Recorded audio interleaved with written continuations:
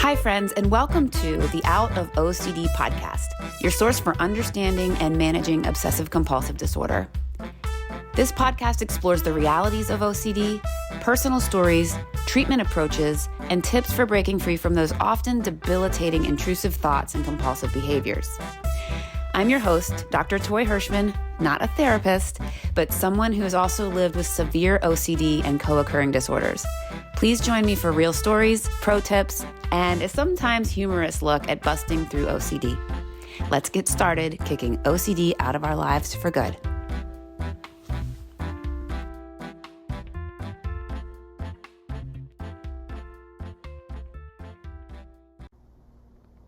Hello, my friend with OCD.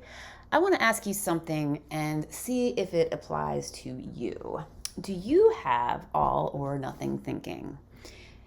So all or nothing thinking or thinking in extremes is super prevalent in OCD. I still experience this type of thinking even without OCD looming over my head as strongly as it used to be. This kind of thinking is a very sneaky, sinister little brain distortion. Okay, so let me give you for an example. For instance, even without compulsions, if I, let's say, start a new workout. So I decide to run, I'm going running, I'm going to be a runner, and I'm not, it doesn't ever work out. But I get down on myself because I'm like, I can't just run casually a couple miles a day. If I'm going to run, I have to enter a race. I have to run a marathon. And then I start to feel terrible about myself when I should feel good about the fact that I just went running, right? Same thing with yoga. Well, I mean, I'm not a real yogi because I just am trying this out and I'm not really great at it. And if I don't enter a competition, or you get the idea. You know, anytime I've ever been in a job, I would feel terrible about myself because, well, I should be in charge or I should be the boss by now, and I'm not. And it just is a terrible way to think. And that's without like an OCD thought. So when you're battling OCD, it's even worse because this all or nothing thinking applies to everything and always results in you beating yourself up, even if you're not realizing it. And it's just causing just a tremendous amount of internal blame and shame. So why do we do this? Well, you know, the answer for OCD is why? Because it's OCD. There are a couple reasons, though. First, us OCDers love to have certainty. Really, OCD is just this unnatural level of not being able to tolerate uncertainty. And then also trying in very peculiar ways, at least in my case, to make things certain with our minds. Can you imagine if that is something you could actually do? I mean, we would be superheroes, but you can't actually do that. So all you're doing is making yourself miserable. This leads us to view situations as completely safe or completely dangerous with no middle ground. And y'all know what I'm talking about here. All or nothing thinking is the type of thinking that lets us get stuck in that doom scroll loop in our brains. You know what I'm talking about?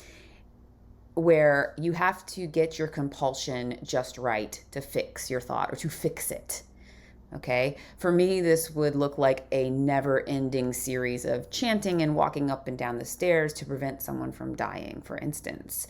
And, you know, I would think, dude, did I get this thought right this time? Oh my gosh, wait, did I say that prayer chant thing and kind of shake my head, thereby negating the thought? Or, oh, okay, did I actually nod my head and thereby making it? It was just over and over and over and over again until it was right, and it was never right. And I could be stuck, y'all. I could be stuck going up and down the steps or getting in and out of my shower for an hour. I was in my bathroom one time just getting in and out of the shower and trying to get the thoughts right for 2 hours because I just thought, oh, I did it wrong.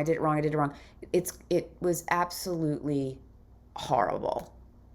Okay, this all or nothing thinking, guys, it can cause so much harm, especially as you're recovering from OCD. So here's another deliciously evil thing that OCD does. So I have this all or nothing thinking with my compulsions and in real life. And when I was first beginning treatment, I had this idea like, well, if I'm just going to stop, Okay, I get it. I understand what OCD is now. I was in treatment for a little bit. Like, I understand what it is. I understand that these compulsions are crazy and they don't mean anything. Just stop. So I tackle every day, like, I'm just gonna get out of bed today the first time and I'm gonna go for it and just not do any compulsions. And that does not work. And if any of you guys are out there and you're feeling like that and you are trying to tackle OCD that way, it doesn't work. It's kind of like you don't expect to just go to the gym and then you walk out of the gym the first day and you have muscles. You understand that it takes a little bit over time and you just make little gains and improvements all the time. You have to let go of this type of thinking when you're trying to get better from OCD. What you need to make sure that you do is try to improve just a little bit each day. Just a tiny little improvement over the previous day is all that you need to do.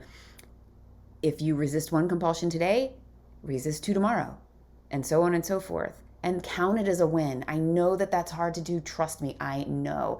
But if you count those little wins, over time they build up. So, think about this. You don't want to mess with your treatment. You need to accept that you're doing the best you can.